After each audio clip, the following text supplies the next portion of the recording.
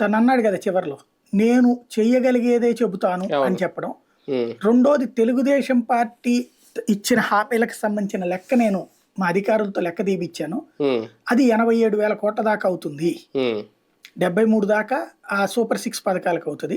ఇంకో 13,000 కోట్ల రూపాయలు మన బీసీలకి 50 సంవత్సరాలకే పెన్షన్ 4,000 అన్నారు కదా, దానికి అవుతుంది.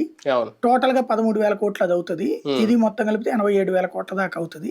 ఇప్పుడు నేను చేస్తున్న 57,000 కోట్ల రూపాయల పథకాలు ఆపలేరు ఎవడో కూడా. అమ్మఒడి, ఆరోగ్యశ్రీ, గోరుముద్ద ఇట్లాంటివి ఇవి ఉంచి అవి కూడా కంటిన్యూ చేయాలంటే 130,000 కోట్ల పైన అవుతుంది. ఎక్కడి నుంచి తెచ్చి పెడతాడు చంద్రబాబు అని చెప్తూ, తర్వాత మనం హామీలకు ఎండింగ్ లో చెప్పుకొచ్చింది ఏంటి, హామీల పరంగా మనం లెక్క చేసి తర్వాత ఇస్తామని. మేబీ ఇదిగో ఇప్పుడు ఆయన 4,000 అన్నాడు, ఆయన ఒకేసారి ఎగ్దం 4,000 అన్నాడు, నేను దశల వారీగా పెంచుకుంటూ పోతా 250 చెప్పిన ఆయనకి, మళ్ళీ నేను అట్లా దొంగ మాటలు చెప్పను.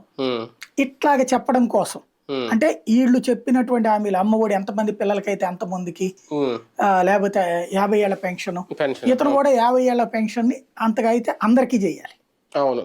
అయ్యో నేను అనుకోవడం ఆ లెక్కలు తీపిస్తున్నా ఉండాలి. ఒక రకంగా సూపర్ 6 పథకాల మీద వాళ్ళకంటే ఈయన ఎక్కువ స్టడీ చేసినట్టు అనిపించింది. అంతే దాని మీద అంటే సాధ్యాసాధ్యాలు ఎంతవరకు అవుతుంది, ఎంత బడ్జెట్ అవుతుంది మొదటి నుంచి అలవాటు ఉంది.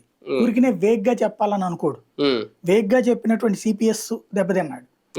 వేగ్గా చెప్పినటువంటి ఇది జాబ్ క్యాలెండర్ దెబ్బతిన్నాడు. కాబట్టి అవి రెండు అనుభవించాక ఇంకొంచెం జాగ్రత్తగా ఉండాలి. మద్య నిషేధం, ఈ మూడిట్లో వేగ్గా అంటే అనుకున్నది ఒకటి, అయ్యింది ఒకటి పారామీటర్స్ లో.